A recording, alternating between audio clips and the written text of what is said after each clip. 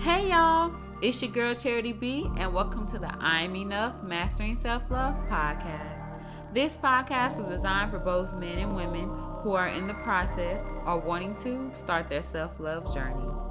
Here we discuss many topics related to self-love that promotes healthy habits that will help support your mental and emotional health, boost self-confidence, and self-worth. So get ready. This is something you don't want to miss.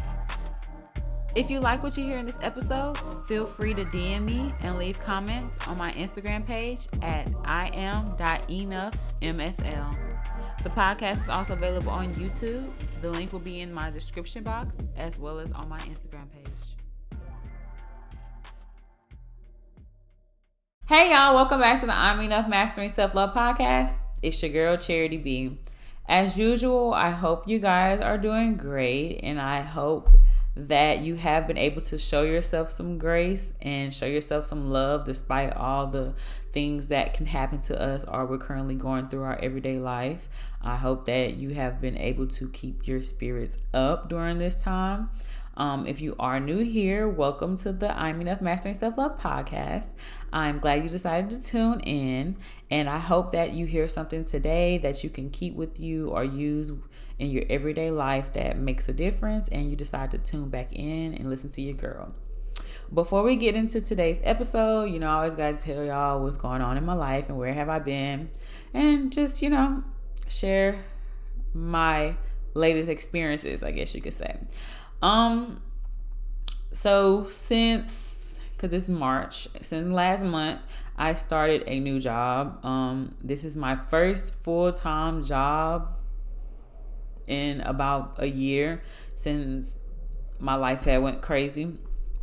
So I'm just getting my feet back into the water of being full-time again. So during the week, I'm currently in training, so it's been very tedious because I had to study for my life and health exam, and that was a lot. But your girl passed on the first try. I did really good, actually. So I'm very excited about that, but I'm still in training with my job. That lasts about like 6 more weeks. And when I'm not at this job during the week, on the weekends, I'm at my other job, which is part-time. So your girl has just been working. Literally, that has been my life, working and taking care of my dog, stacking my money, trying to just try something new, I guess you can say. I'm just trying to figure things out in life. I think it's going good. This year has been definitely much better than last year, and learning how to cope and how to just get through everything and handle everything I went through in my new journey, and trying to be okay with that. So that's kind of where I'm at now. So that's pretty much just all been going on with me, y'all. Nothing too special, nothing too crazy. I just been focusing on my healing and hustling journey. That's pretty much how I can sum it up. Today's episode, though, is pretty comfortable, pretty chill. It's something I've been wanting to talk about for a very long time, but my emotions and my mental state was nowhere together to talk about this because I was going through my own process. So I said when I did get myself together, I would like to talk about this certain topic because it definitely can be a struggle when it comes to your self-love journey. And I think self-love, or going through that self-love journey, it's not a straight and narrow path. You're not just going to love yourself every day and don't have those days where you just I don't even know why I tried. So it's like a trial and error type thing, but you just have to keep going. And a lot of life things that happen to us, or trauma, death, whatever it is, it definitely changes you as a person. So you have to learn to love yourself in different stages of every situation or experience or change that has happened in your life. So I was like, one day when I feel like I'm myself, I will get behind this mic, and today is the day. So today's episode is going to be over how to show yourself love during the grieving process. So, first, let's just determine or define what grieving is if you're not sure what that is. It's basically just to be mourning a loss of someone or something that was special to you. And you basically probably most likely will never get over that, but you just learn to cope with it and keep moving on throughout your life and try to be the best you can be. And trying to show yourself love during that process is very hard, and it's harder than you think. Before I get into any of that, if you have recently lost someone, I would like to send my condolences to you, because I know how hard it is to accept the fact that someone that you loved and kept dear to you, and that was special to you, and you can no longer see them again. It can be very traumatic and detrimental, and depending how everything played out, it can cause a lot of chaos and havoc within you as a person. So I just want to send my condolences to you as well. As you know, I went through my own grieving process of experiencing a lot of loss last year. I lost my mother in April, and then in September, I lost my grandmother, which is my mother's mother. So my life was a little crazy. So I get it. Experiencing loss of someone that was so special, especially your parents. If you have that relationship with your parent, or even if you don't, it's very different. It's hard to explain, but you definitely lose a part of you when you lose your parents. So I unfortunately know the grieving process a little too much, and a lot of things I went through and experienced, I have a different idea of the grieving process, and I thought this was a perfect topic to talk about for those who are going through such thing. Okay, so the first thing that I would like to say and acknowledge to anyone out there who is going through this is no one can tell you how to grieve. And I think that is so important. That's the main thing that you should know, because a lot of people, even if they do care about you and they are sensitive, people don't know what to say or the correct thing to say when someone is grieving. They just do the best they can. And sometimes it can be a little insensitive, because some things just are better not said. You know, if I'm venting about how I feel, I don't necessarily want you to say anything. I just need somebody to listen, or you just want to talk about your person. And sometimes they say things like, oh, they're in a better place, or they wouldn't want you to be crying, so stop crying, or don't cry, or why are you sad? Just things that don't make sense. And it can be a little insensitive, and it can definitely, little do they know, it has an effect on that person negatively, whether they show it makes them angry, sad, or even confused about their own grieving process. It can confuse them. So I think it's very important to know for you, like, you grieve how you grieve. Not everyone cries. Not everyone is sad and depressed immediately, or even within the first year, they're not experiencing all those depressed emotions. Some people grieve by laughing and smiling and acting like everything is okay. And then sometimes it doesn't hit them immediately, or even after the funeral. It might hit them a year or two moving out. So I say grieve how you want to grieve. If you want to cry all day until you feel better. If you don't want to cry, you want to make jokes, dark humor, some people use dark humor, then you do that. If people don't understand that process, then I personally say remove yourself away from those people so that you can grieve in a healthy way that works for you. So that's one thing that I would like to say as far as the grieving process. Another point I want to make is I know for me, from experience, because I was going through so much, I'm trying to find the best way to say this. I couldn't, every time I felt like I was trying to get myself together, I couldn't. Something was happening. That's what I'm trying to say. Because, for one, it's hard to try to know how to show yourself love. And I feel like, let me go back some. Before I even started my, before this all happened to me, I pretty much thought I had mastered self-love, you know. for my where I was in that state and time of maturity, I guess you can say. I feel like I had mastered self-love. And I was trying to figure out, well, what's next? And I think I discussed this before, but I shouldn't have said what's next. But anyways, I was just like, what's next for me? What is in store for me? Because I feel like I mastered it at that level where I was at the time. I just want to say, like, everything that I went through, it kind of like shook me in a way that I didn't know what to do or how to love myself again.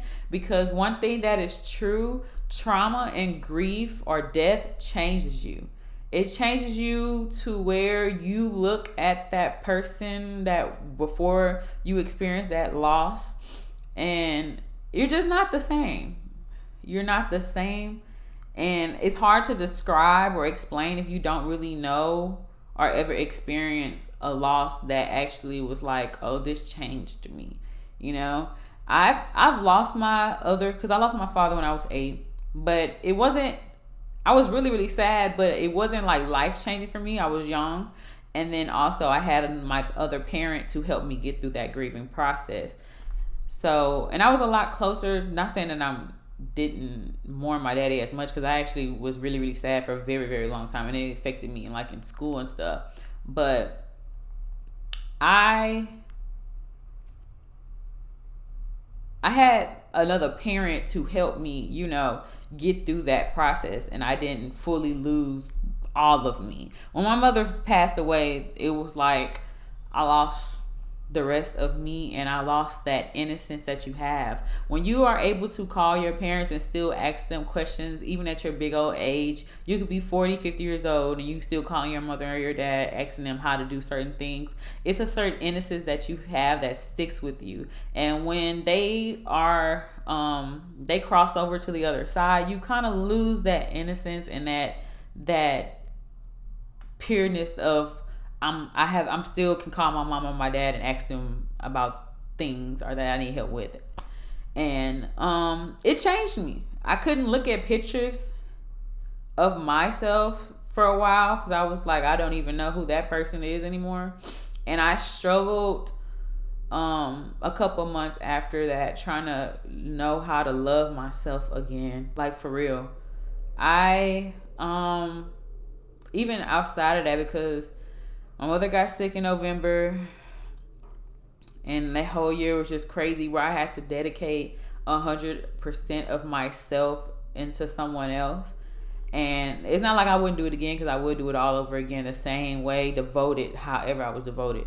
But I had stopped taking care of myself. And that one person that was so used to self-love and self-care, and even if it's not me spending money on myself, I'm still going to care about myself, get my nails done, get my feet done, get my hair done, make sure I take care of my body and what I eat, and making sure I take my supplements, and just getting a mental break from things. I had to stop that for a year and devote myself and trying to make sure that my mother gets what she needed, and taking care of her and make sure she get the right care, because I didn't trust nobody else. That was my mother, so I didn't trust anybody else to do what I know I can do and give her the perfect care, whether she still lived or if she passed away, she was going to get what she needed. And it took a lot out of me. And then after she died, I also went through some crazy stuff with, with someone I was with, and that was like a bad breakup. So it was like everything I kind of knew was no longer available, or I didn't have access to. I feel like the only thing that I can sit here and say, oh yeah, that was not a loss, was me leaving that relationship. That wasn't a loss, because honestly, for a while, I kind of had, and I don't know if I was trying to not lie to myself, but and it's me being very vulnerable about everything. So I think we're family. But I felt like you get so caught up in what other people are going through, like in their own mind and their emotions, that you kind of get kind of distance of what going on with your own self. And I kind of felt like I lost myself and trying to figure out how to help somebody else emotionally when they had to do that work themselves.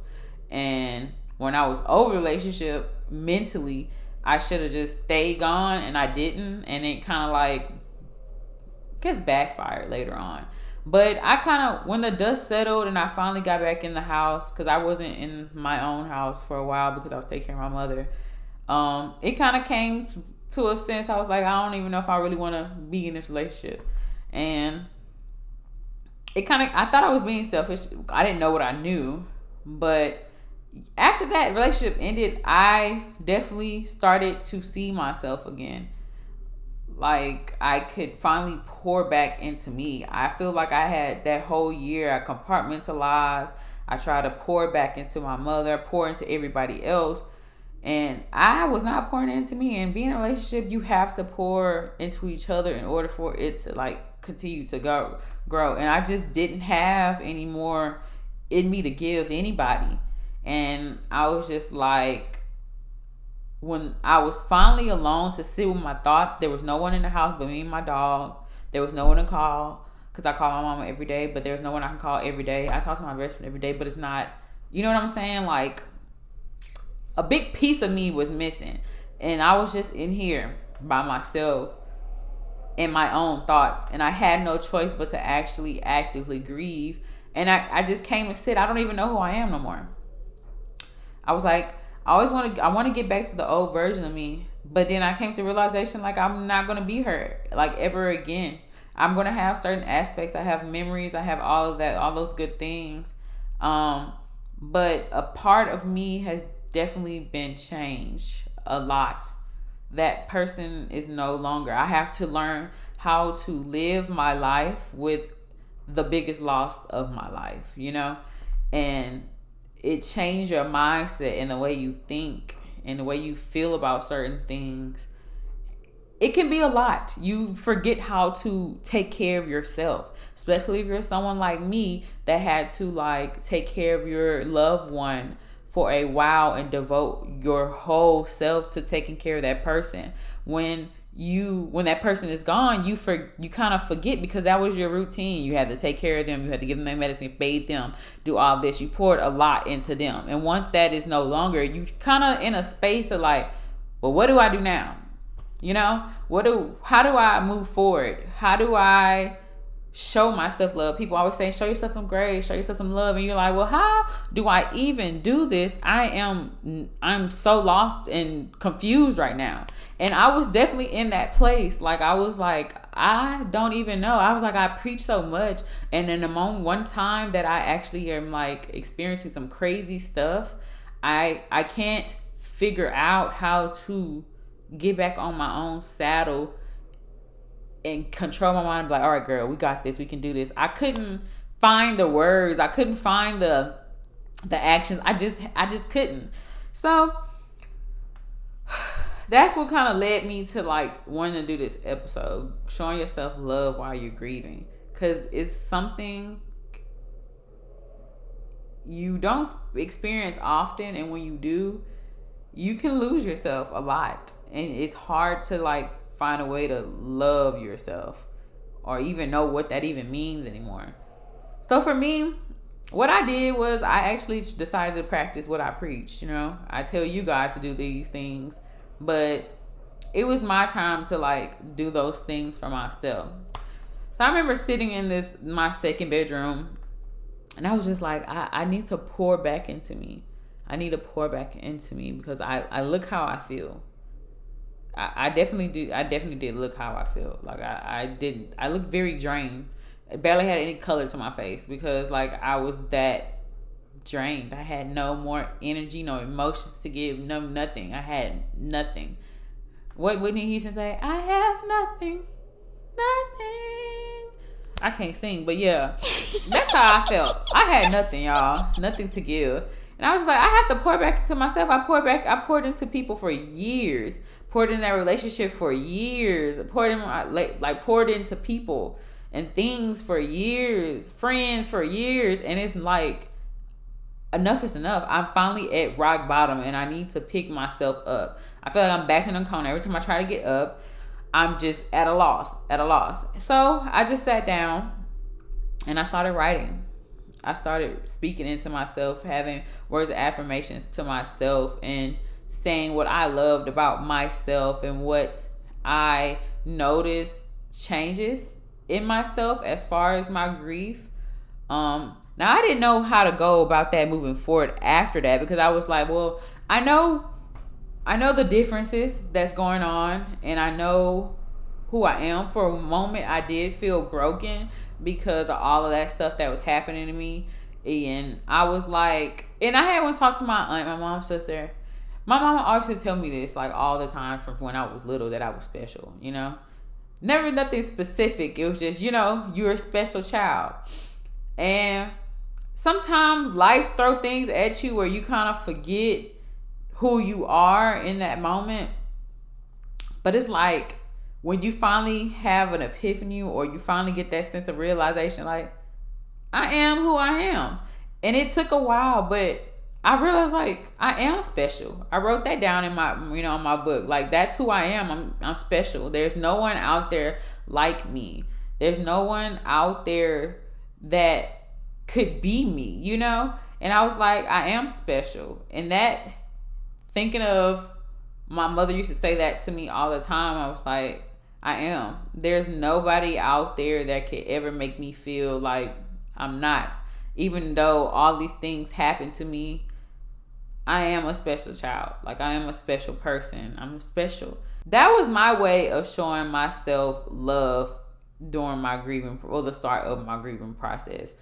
So I also recommend to other people, like, you get a grief journal as well. I have a grief journal. I write down all my feelings that I don't want to tell nobody else. I write them in my journal to get my emotions out. I feel like that's part of self-love too, cleaning out all the negative emotions, that you have. Because if you keep that all bound up, all it kind of make you sick, to be honest. Like, all that anger, all that hatred, all that sadness, or that depression, all like the negative and bad thoughts, if you don't put it down on paper, or you don't get it out, it festers and it can turn into something else, and it might turn into a physical illness, and you're not taking care of yourself physically.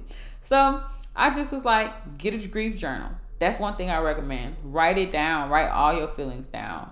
Pour back into yourself verbally, whether it's writing sticky notes on your mirror. I started off doing that too. Like, I'm a child of a king and a queen, just speaking into life, into you again, because you have been drained and taken. A lot has been taken from you, whether you know it or not. And writing down who you are, reminding yourself who you are, in this world. What is your destiny? What do you bring to the table, to this earth? You are somebody. And sometimes just doing that can lift you up despite everything that, is going on. Another way that I think is that you should show yourself love is stepping away from people. It's very draining when you are the strong person. In the family, in the friendship, whatever, it's very draining. People are so used to coming to you about everything. Family is used to coming to you about everything, but people fail to realize you are human and you experienced a loss too. And you need time to, grieve. You need time to pick your own self back up. If you're so busy telling people it's okay and, consoling them, who's consoling you at night when you're sad and in the bed? At some point, it's going to get tiresome and you're not going to know what to do, and you might get into a really severe, deep depression, and you don't know where that will lead. And hopefully not in the place that we're all thinking, but it can take a toll on you if you don't know how to step back and say, I love you and I understand that you're hurting too, but I'm hurting as well. Or even if that's not your family, it's friends. I know, like, everybody going through some things, but it's my turn to grieve. It's my turn to be sad. It's my turn for people to console me. And if you can't do that, I would like you to remove yourself away from me, because some people can be people can be selfish in general, and it doesn't have to be intentional. I think people just worry about themselves a lot and what they're going through and how they feel, and they fail to realize around them what's going on around them. It's like having self-awareness about other people's feelings. And you just have to, like, put your foot down and be like, okay, it's about me now. I'm the one dealing with my own BS. and I need to figure out how I can get through this on my own, or even with help of people. But how can I get through this? I need to figure that out for myself. And I can't keep being an emotional dumpster for everyone else and their problems, and I can't get that load off. It's like going to a psychologist or a therapist, and you're dumping off your emotions on them. I'm pretty sure therapists have therapists, because they're gonna need an outlet too. Everyone needs an outlet too. So it's like, you're not even a therapist. So hold on now. Take a break. Give yourself grace and time to recuperate before you start listening to your family and your friends talk about what they're going through. It is okay to be selfish during your grieving process. That's how you show your self-love as well. Being selfish. It's okay to say, nope, don't want to hear it. Mute, don't want to hear it. I'm not answering my phone. Do not disturb. None of that. It's okay to say no. It's okay to back up and be like, all right, I've had enough. I'll see y'all when I see y'all. Whether you take a day, a week, months, I think it's okay to be selfish while you're grieving. Anybody don't understand that, they need to go. Reaching out to get help, is also a way, and I think it's very important. I was fortunate. I had reached out. I got to a point where I was like, I need help. I'm not going to hurt myself, but I'm tired of not getting out the bed. Like, it was multiple days I would not get out of my bed. I would just stay there all day in the dark and just lay there, not do nothing. So I was like, time is passing me by. And I'm having a hard time getting a grip on things. And it was time for me to reach out. And so I reached out for free grief counseling. And I think everyone should do grief counseling. I was fortunate to have a good small group. It was a lot of people around my age and who have lost a parent. And I am very grateful that I met those group of men and women. It definitely helped me, because I thought for a long time, because I actually had to be on a waiting list. I think I reached out in November of last year, and I didn't start grief counseling until January. But in that time, I decided to get myself up, and that's when I did experience my small win.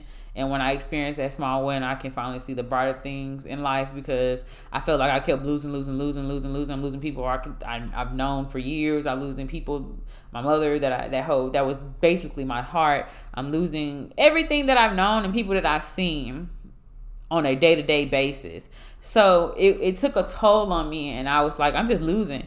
And then I experienced that small win. I had pushed a lot of things back as far as handling my mother's affairs, and I got to a point where I finished. I'm like, it gets better. Like, it gets better. This is just something I have to, another thing I have to, overcome and try to deal with. I'll never forget my mother. Never forget my grandmother. But I have to keep pushing. And that kind of helped me a little bit. So by the time I went to, grief counseling, I was okay. But the way I was dealing with it was I stopped looking at pictures and videos of my mom and me.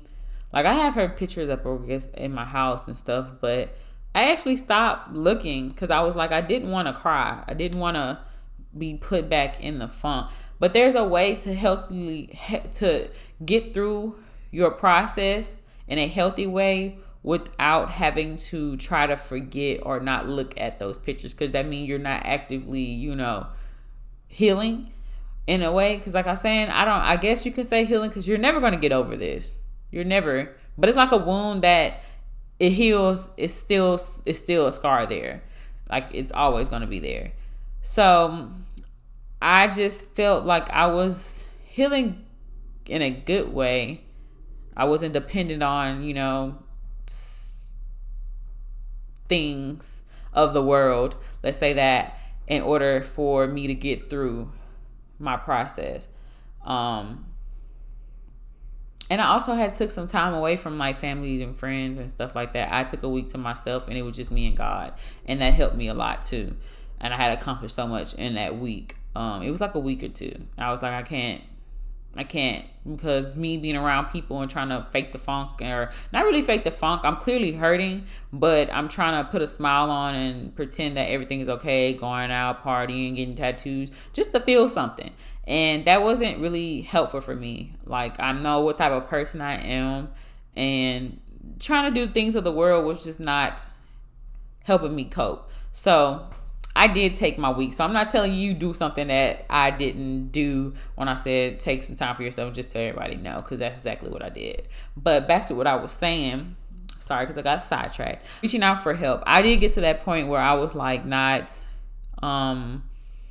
looking at pictures and stuff. And grief counseling actually helped me to, it's okay to scratch that scar, and we need to open it up to let some things out. Because I felt like I was putting staples on it, but we didn't get everything out the wound. We didn't clean it all the way. So it's still a little infection there, because I was trying to staple the wound back up, and we haven't cleaned it all out. In order for me to be okay and content with the fact of still looking at pictures and saying it's still okay to remember her and the things that happened. You're never going to forget. And it's okay. It's okay. And I don't cry in front of people, but I cried multiple times because there was some things that was kind of touching. But it was good to get that out and talk to people that understood me and literally understood what I was going through. You know exactly how I'm feeling, because I'm sorry. Like, this is not to put nobody else's grief or losing another parent down, but losing your mother is very different. It's very different. I lost my dad too, but it's definitely a different type of loss.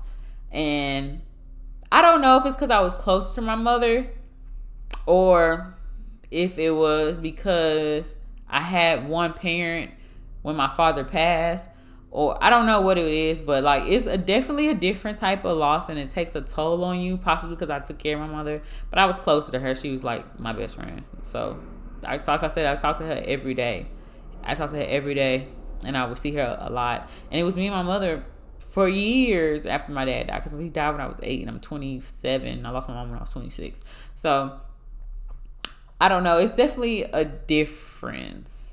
And I don't think people get that. It's not me saying like, oh, screw the fact that, or like you don't get it because but it's a different type of loss. And nobody, if you have never been through that, I'm not saying I want people to go through it. It's just like, if you've never been through that, you don't know what I'm talking about. You don't know how I feel, and you don't get it. So it was nice to talk to people who actually get it and knew exactly how I felt in every way possible. And I think it's important to reach out to help. If you feel like you can't do it on your own anymore, and trust me, you can't, because I tried for so long. I tried to like not talk to people and vent. I tried to not do all of that because I just didn't want to.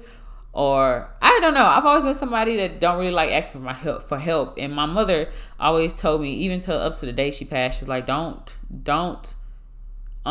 be afraid, or stop trying to do things by yourself all the time. You need help, and it's okay to ask for help, And I never really understood or agree with her on that. She's telling me that since I was younger. And I always try to do stuff and be independent on my own. But a lot of things my mother told me, I get now. So if you need help, it's to reach out. Sometimes you can't talk to family and friends. They just don't know what to say, or they don't get it. And you have to reach out to help. Somebody who actually is a professional and that can understand, what you're going through. So I definitely say grief counseling is a plus if you have it. There are available services available for those who are grieving and having a tough time getting through their loss. I still say reach out to grief counseling if you still are struggling many years after.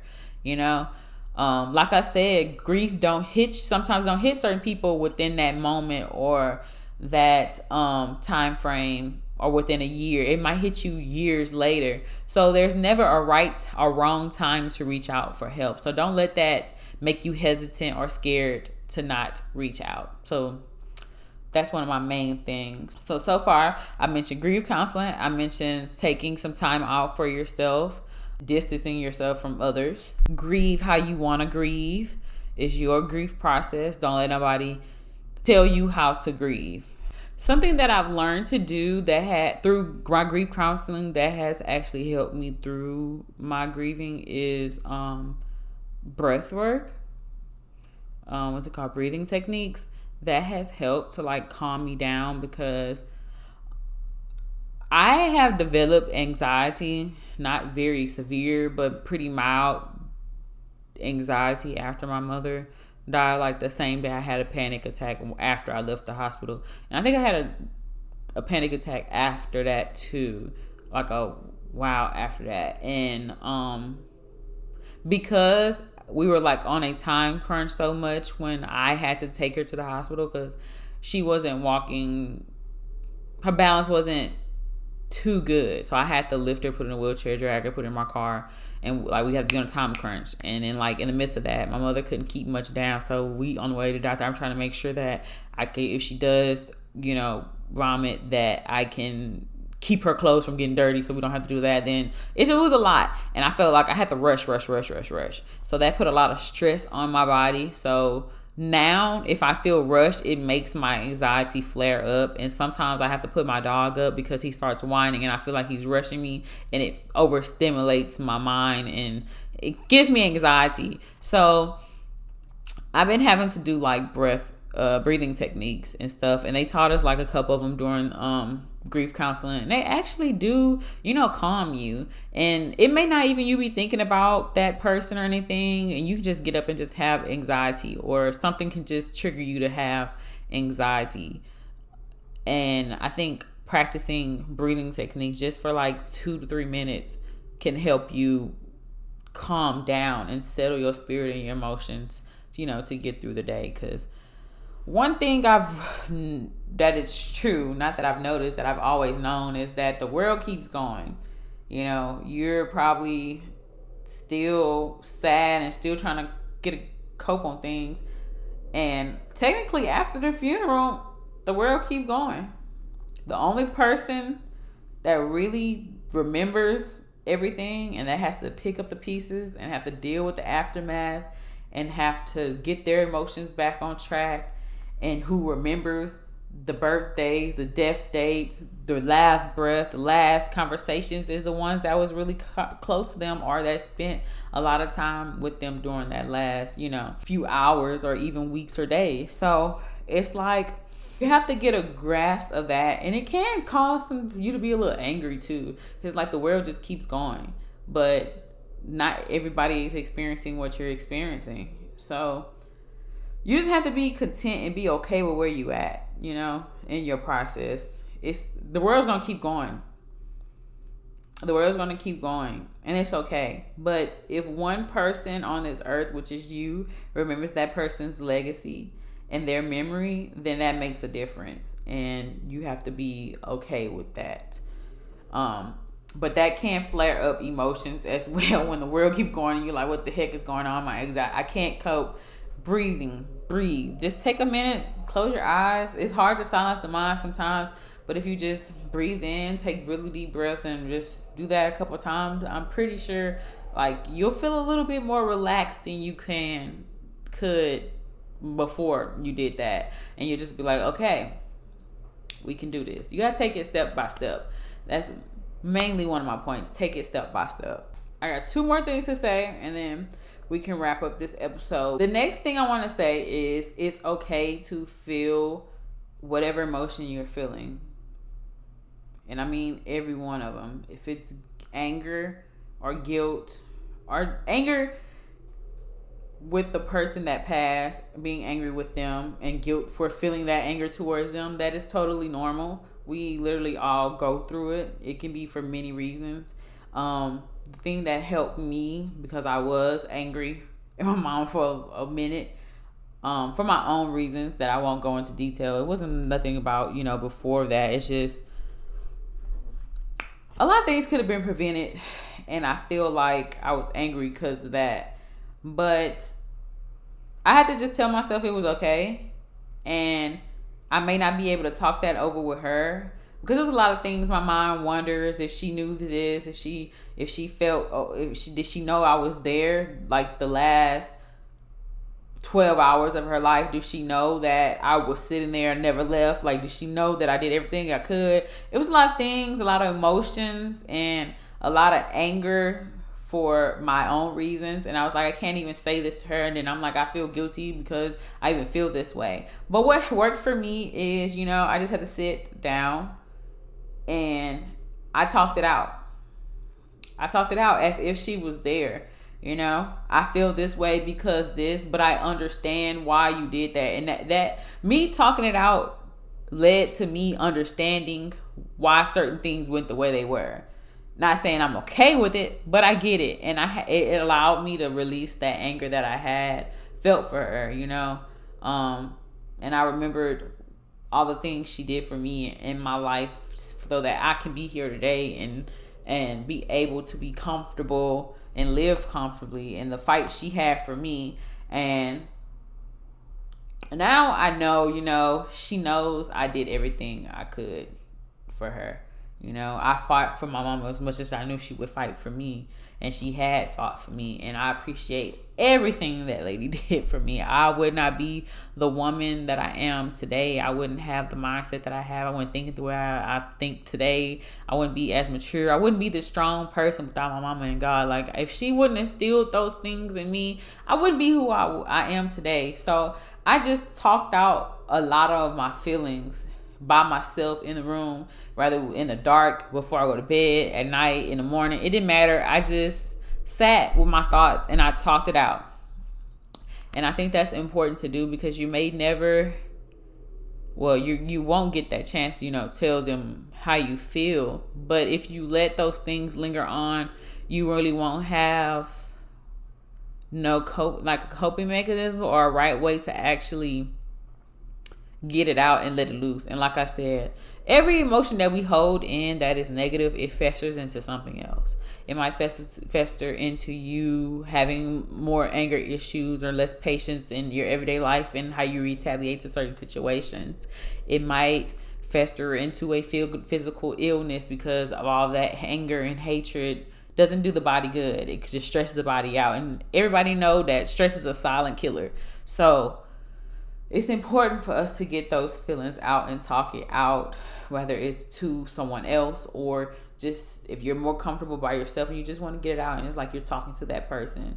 Just imagine that you close your eyes, you imagine they're sitting right in front of you, and you can just get out how you feel. I think that's a very important thing to do if you do feel those type of emotions. But don't nobody tell you that you shouldn't be sad, depressed, mad, angry at that person, or anything you feel, because you have the right to feel every way that you feel during your grieving process. It is your grieving process. No one can tell you how to manage your own emotions or fix your own emotions. Only you can control your own emotions and how you would like to display them. Okay. The last thing I want to talk about as far as grief, one of my last class of my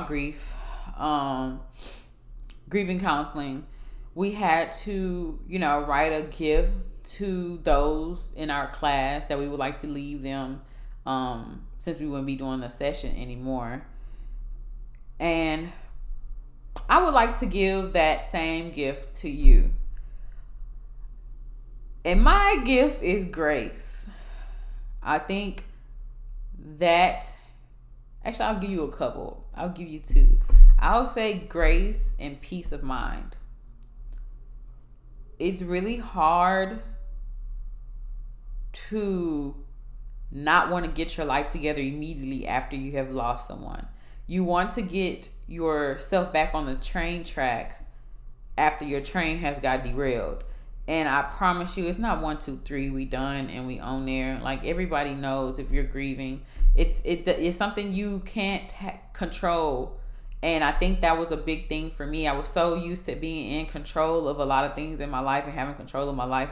And it was like I had 3 carts on the train track and one left, and then one blindsided me and derailed, and then one, I'm like, what's going on? And every time I'm trying to fix the wheels to get back on the track, it was like the carts were just getting knocked off. So it's hard when you're so used to being in control of everything, but give yourself grace, and it's going to take time. Like, you have to be okay with where you are in your process.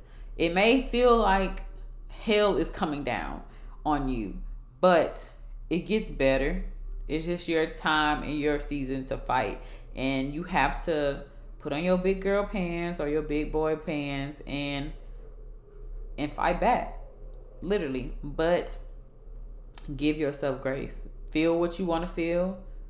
Do what you want to do. You know, it's not going to be peaches and cream. Some people are dependent on substances or drinking, going out, hanging out with friends, or going out a lot, or getting tattoos, getting piercing just to feel pain. And that's okay. I'm here to tell you that it's okay to do whatever you want to do in that moment. But when you back on track, or when it's time for you to get back on track, you're not going to be astray for too long, okay?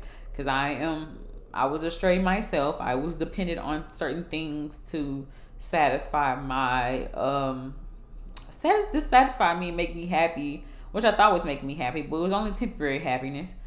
And I had to like give myself grace and time to be like, get it all out of my system until I was ready to be like, yeah, only person I'm running to is God and the church. And that's what I did for myself, and things got better for me. I look and feel better. So, and I'm still working on myself, because it hasn't even been a year for me. Like, it makes a year next month in April, and I've did a lot of my first without my mother.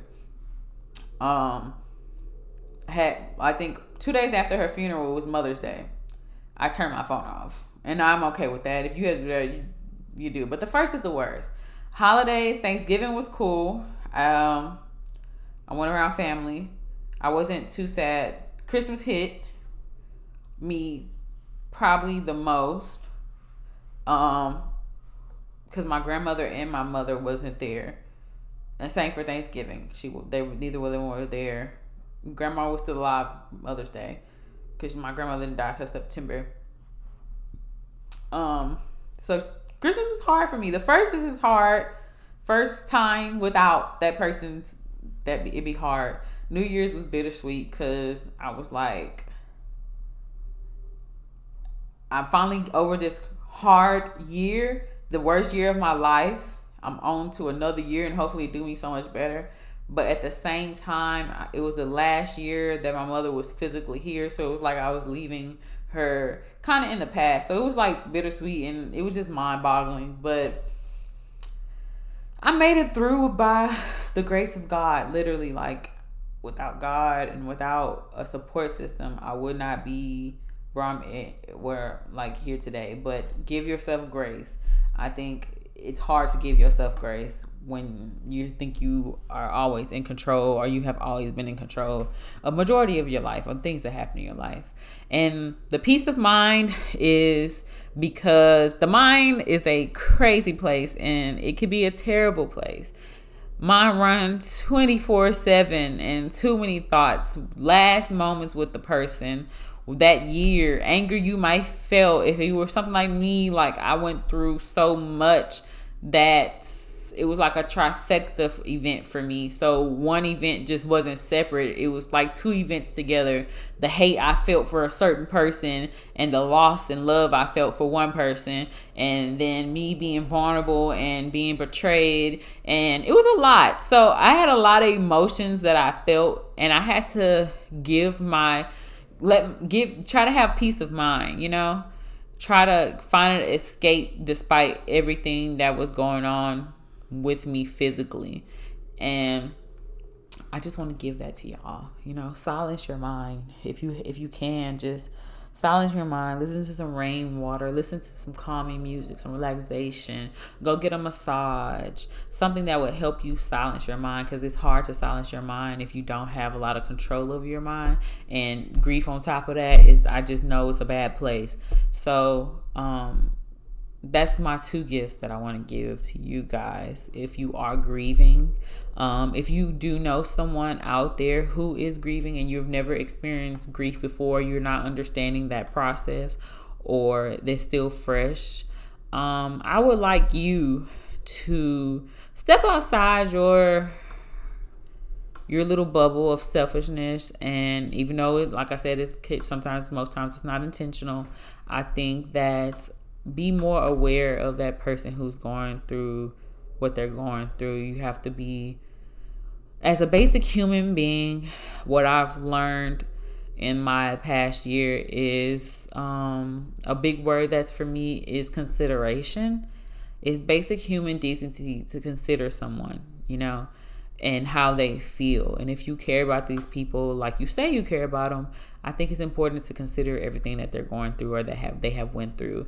It is not a one-trick pony, and it's not a straight shot to the glory land. It is like a train track with wobbly tracks that's not together in the train. Some of the cars keep derailing and they're trying to get put back, and the person is trying to pick up their pieces so that they can get it back on track. So whatever you can do to support them and to love on them and to make them feel like they're not alone through this process, please be able to step out of your own zone and your